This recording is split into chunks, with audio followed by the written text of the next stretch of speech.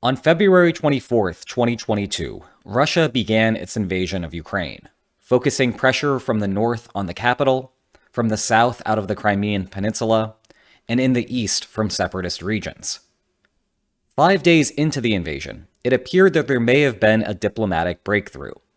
Officials from both sides met in Belarus to discuss a possible peace agreement. It didn't go anywhere, at least that time. However, another summit is scheduled soon. Some have suggested that these talks are just a ruse by Vladimir Putin to stall fighting momentarily, while Russian troops regroup to prepare for a more serious offensive. Well, are they? The answer is that I don't know, and anyone who tells you that they do is either lying or named Vladimir Putin, or perhaps both. But it does raise a broader question of whether a settlement is possible, and if so, what such a settlement would look like. To answer that question, let's go to the research. Fortunately, what I can tell you is that reaching a negotiated settlement would not be surprising. In fact, historically speaking, it is commonplace. I understand that that might seem a little bit weird. In all likelihood, the wars that you are most familiar with are conflicts such as World War II, which ended in Europe when the Allies captured Berlin, forcing Germany to surrender. And over in Asia, the war ended when Japan unconditionally surrendered following the bombings of Hiroshima and Nagasaki. This is also the case in some of the more salient wars in recent memory. Take the Iraq War as an example. There, the interstate portion ended after the US-led coalition captured Baghdad and Tikrit. Political scientists dating back to Prussian General Karl von Clausewitz refer to these as absolute wars, or conflicts fought until the complete military defeat of one side. Absolute wars stand in contrast to limited wars. The Korean War is one such conflict, where the sides fought for a while before settling near the 38th parallel. The Spanish-American War is another limited conflict. The parties fought for 3 months before Spain gave up Cuba, Puerto Rico, Guam, and the Philippines. You might think that absolute wars are the more common type of conflict. In school, you almost certainly spent more time learning about World War I than you did, say, the 1995 Cenepa War between Peru and Ecuador. Yet those limited conflicts account for almost 2/3 of the 100 or so interstate wars in post-Napoleonic history. And that doesn't include smaller-scale conflicts. Some of these are commonly referred to as wars, but do not meet the casualty threshold. The 2008 Russo-Georgian War is one such example.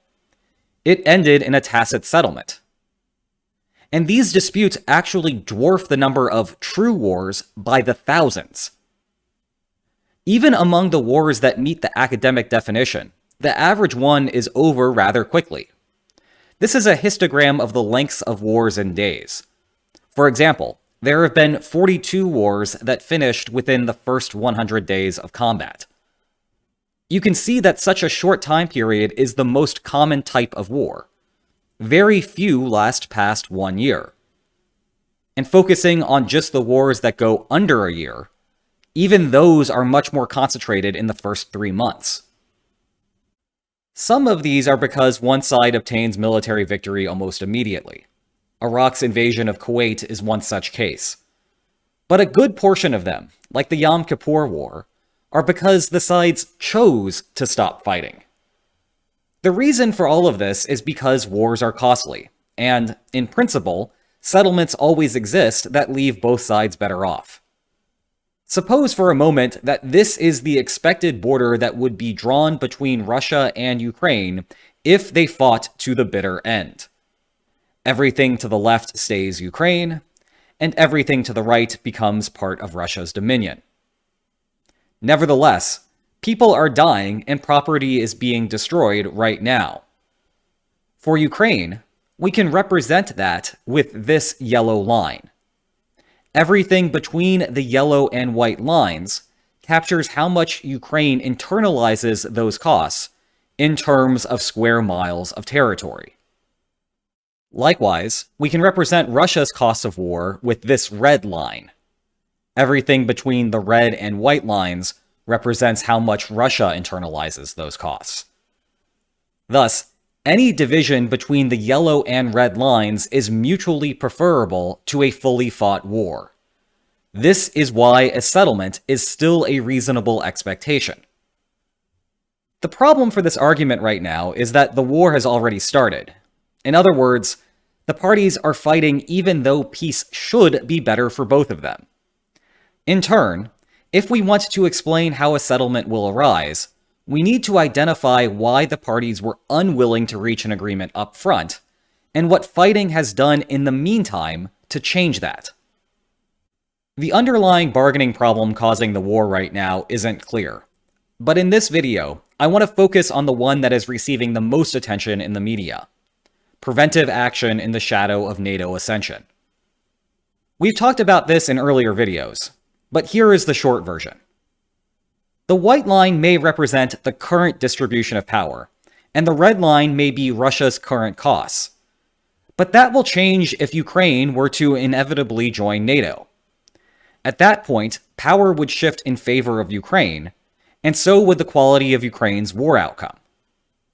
Even accounting for Ukraine's cost of war at that point, no settlement may work out. In the short run, Russia needs at least to the left of the red line to be satisfied. But in the long run, Ukraine needs at least to the right of the yellow line. These demands are incompatible, and thus the war began by this explanation. Such a preventive war is hard to resolve short of the military defeat of one side, but it is possible. In the 1970s, Saddam Hussein signed an agreement with France to develop a nuclear reactor outside of Baghdad. This greatly concerned Israel, though the facility was a long way from developing an actual nuclear weapon. Regardless, in 1981, Israel executed Operation Opera, sending a fleet of bombers to the site. The mission was a success, and the facility was destroyed. War did not continue here, because the source of the bargaining problem, a long-term shift in the balance of power, had gone away by virtue of the strike. Obtaining such an outcome in the current crisis appears unlikely. Keeping Ukraine out of NATO for the long term would seem to require removing Zelensky from power and replacing the government with a puppet regime. This, in turn, would necessitate militarily defeating Ukraine. So much for a settlement there. A more likely possibility is that the war just naturally drifts to an unwinnable position for Russia. Allowing the power shift to transpire at that point will be better than continuing a costly and unproductive war. Another alternative is that Russia simply fights to a point where it can entrench itself into a position in eastern Ukraine, such that NATO membership would not be able to change it. Getting there in the present means that Russia can set up defensive fortifications. Thus, if Ukraine were to join NATO at a later time, and a war were to start, the new combined forces would have a difficult time overturning the status quo distribution of the good at stake. In terms of the crisis bargaining outlook, this has the effect of inhibiting Ukraine's war payoff post-shift. It is possible that the demands then yield a range of mutually acceptable settlements that will be effective in the long run. Unfortunately, though, there may still be a lot of war to be fought in the meantime. I hope you enjoyed this video.